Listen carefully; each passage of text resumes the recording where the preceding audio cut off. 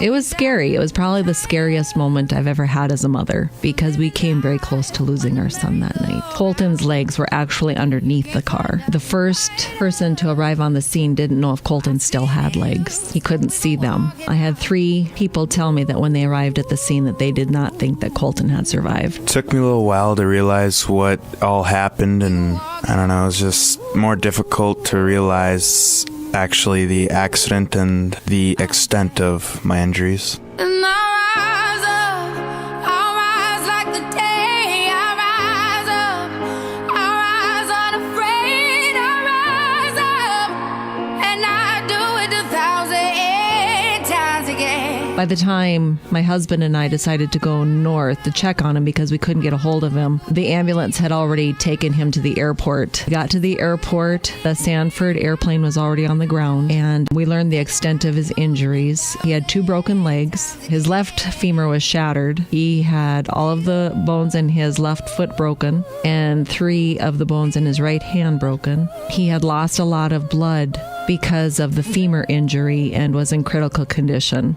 They stabilized him, moved him to the Sanford plane, and he was flown to Fargo-Sanford. He had 6 hours of surgery that day while they just tried to stabilize his most critical wounds. I was in shock, and I was only concerned with my son that he was still alive. I wasn't even comprehending, and my husband looked at me and said, he broke both of his legs and both of his arms. You know, this is going to be a long recovery. And he stayed 21 days between the pediatric ICU and the children's hospital. Then he was moved to a nursing home in Jamestown. And I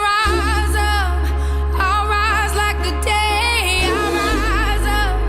I rise unafraid. I rise up, and I do it 1,000 times again.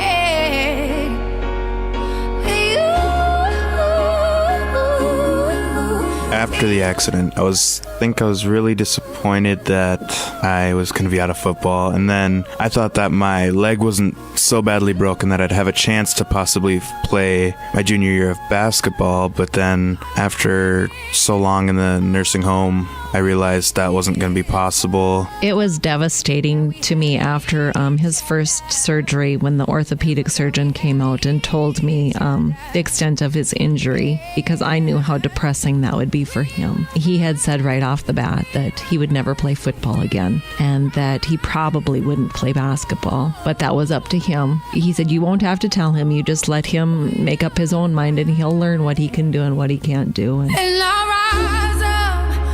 rise like the day.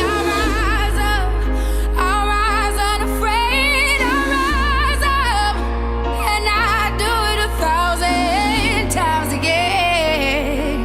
And so now, after a year, I'm getting back into basketball shape, and I'm going to be playing basketball for my senior year. The staff was incredible, especially the nursing staff, whom when we were in the pediatric ICU, he had a nurse with him 24 hours a day, and I stayed most of those days. When you're in the room with a nurse for 12 hours, you get to know a lot about them, and they get to know a lot about you. There are a few that we still keep in contact with, just because they're amazing people. The level of care they give is just incredible. The love they put into their jobs and their patients, I can't imagine the difficulty of what they go through, because not every story comes out like Colton's story. Colton is a success. He can do anything he sets his mind to. It's just amazing to me where he has come in a year from what he's been through is nothing short of a miracle. I'm so thankful that Sanford Children's Hospital is in our region just for that level of care. Through a traumatic experience, there were so many blessings. Just the different things you go through as a parent that you never know that you'll go through. And we'll rise up.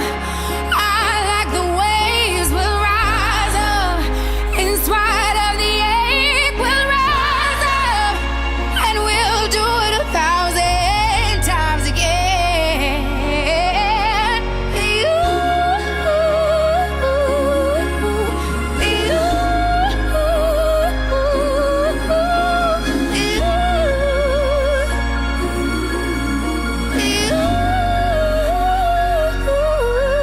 That is part of faith, knowing that the right people will be in the right place, because those doctors and nurses are not there by accident. They all have a purpose and a reason for being there. There are not enough words of thanks for what they do. It's one of those things, the services are there and you don't realize how wonderful they are until you need them.